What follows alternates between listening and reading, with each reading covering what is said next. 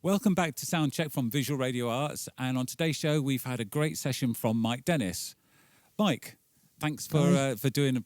Well, it was brilliant. Really enjoyed it. Thank you. It was great.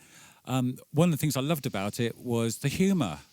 You know, when you listen to those lyrics, it's so funny. Good. Good.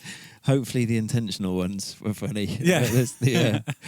Although actually, if the ones they didn't intend to be funny were funny too, then who cares? Because it's entertaining. Yeah. So, But it was really good to listen to, you know, the stories. Good. You know, in the songs, and I guess for many people, hip hop and rap, it is stories, and I'm surprised that more people haven't kind of, you know, cottoned on to that yet. Yeah. I think a lot of people are often put off by the lack of intelligibility live. So seeing a rapper and thinking, I can't understand what he's saying. Yeah. Because of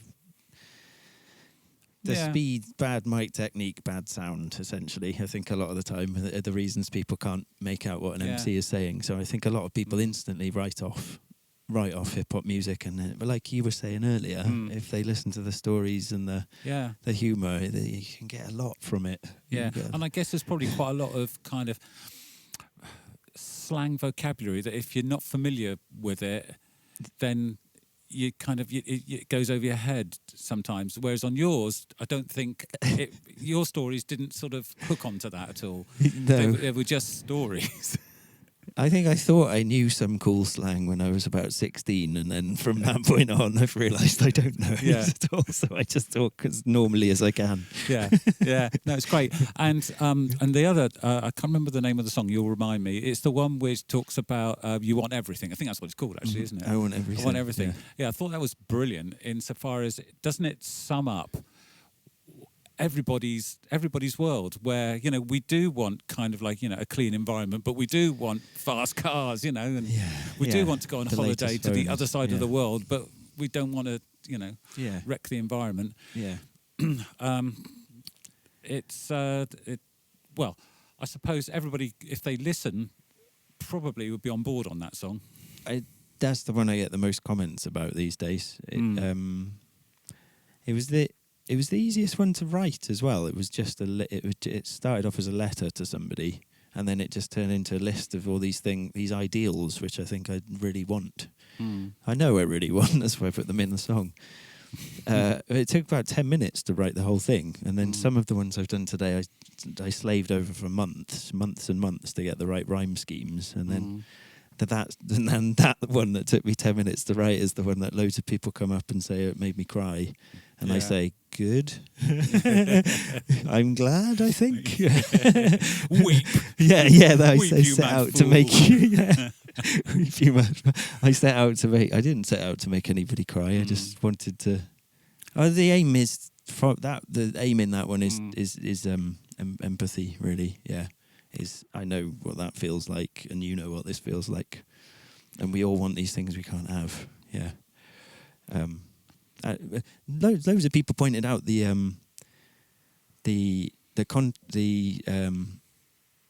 opposition. I only really thought about I want peace in the Middle East, and I want cheap petrol. I want plastic gadgets, and I want a clear blue sea. I only thought when I was writing that, I only thought of those as the two opposed ones, and the rest of the opposition things just seemed to come out.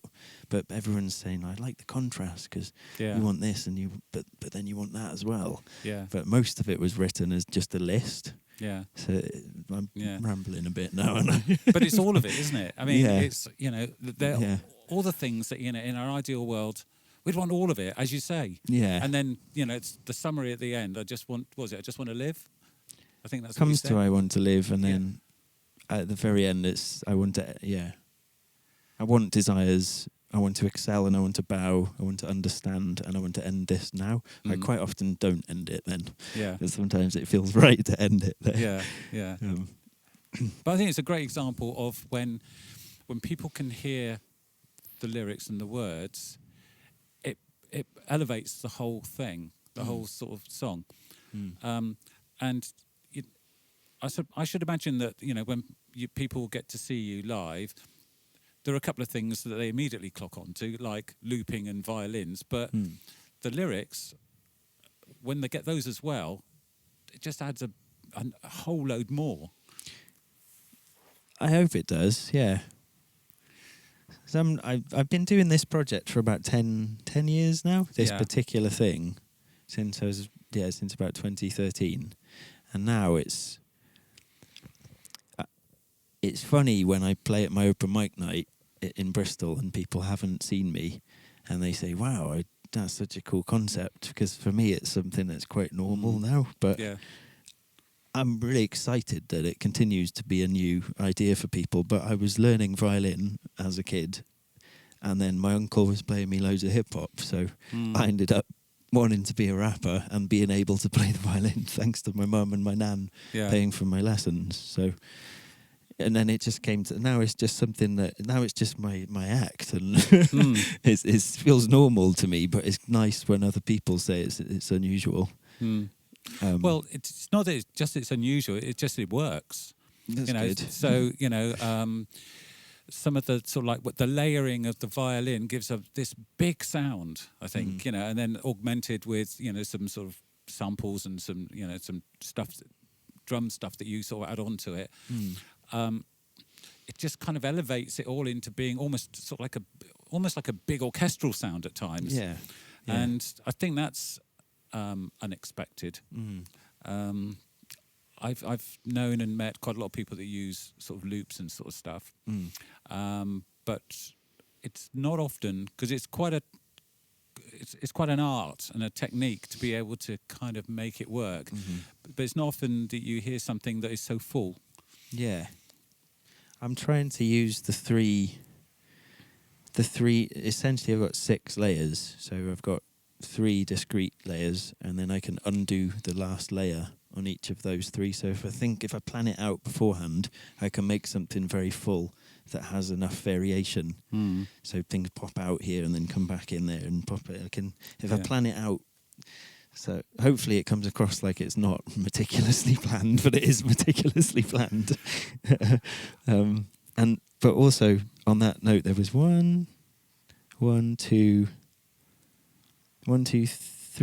of the songs I did. So half of the set was entirely from scratch, and then half of it was based on an already existing tempo. So I think if I mix and match, I can keep it interesting. But you are right, trusting in your timing with the technique on the looper can be a real minefield. But there's also I don't know if you know Ange Hardy at all, folk singer. It rings a bell. She comes from sort of Watch It Way.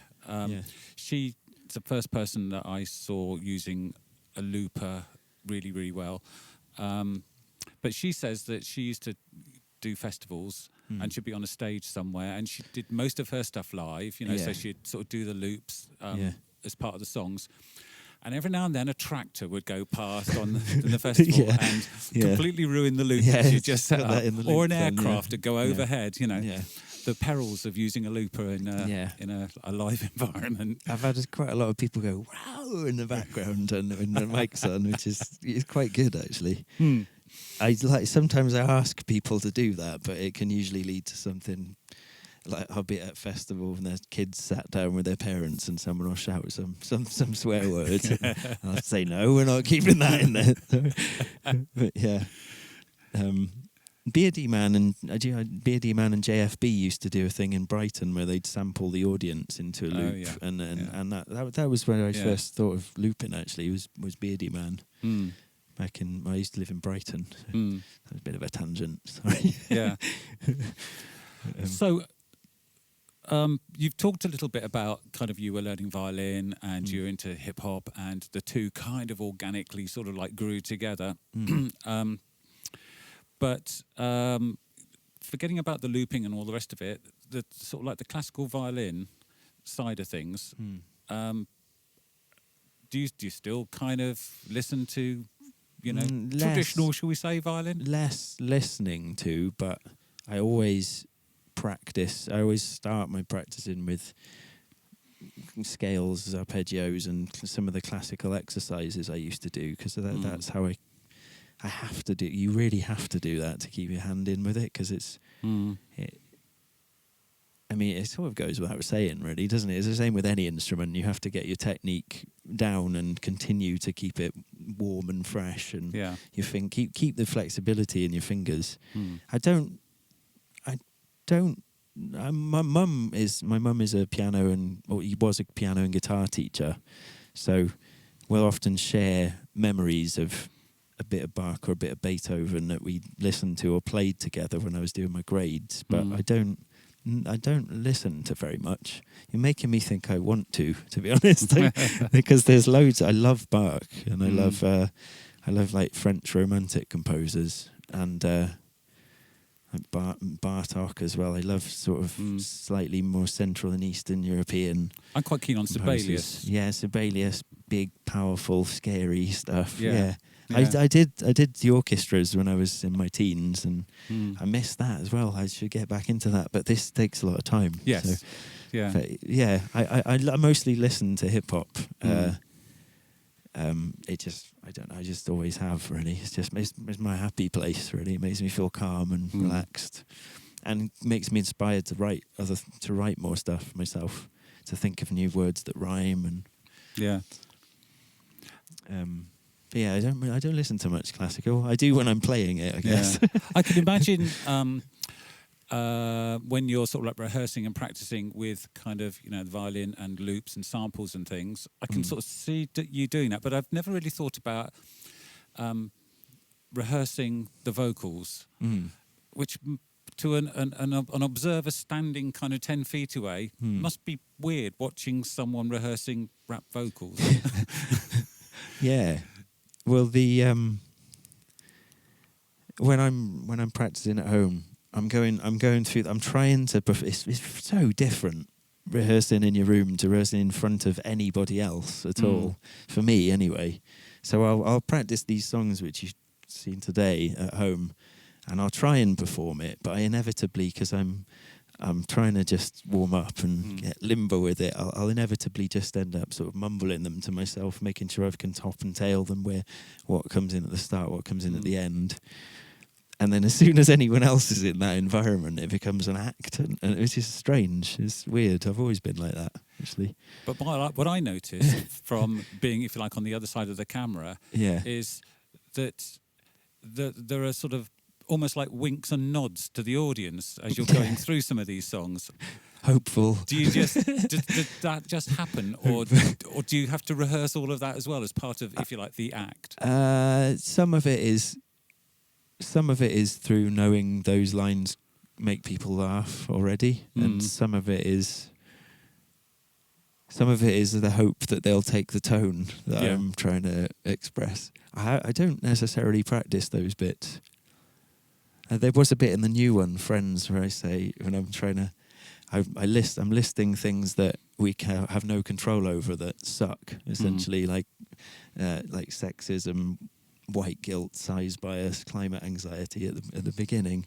And when I was writing that, the whole mood and the performance of it was in my head as I was writing it. I was thinking, okay, I'm going to stop the music at this point. I'm going to list it. I'm going to make it into it's going to be a really obvious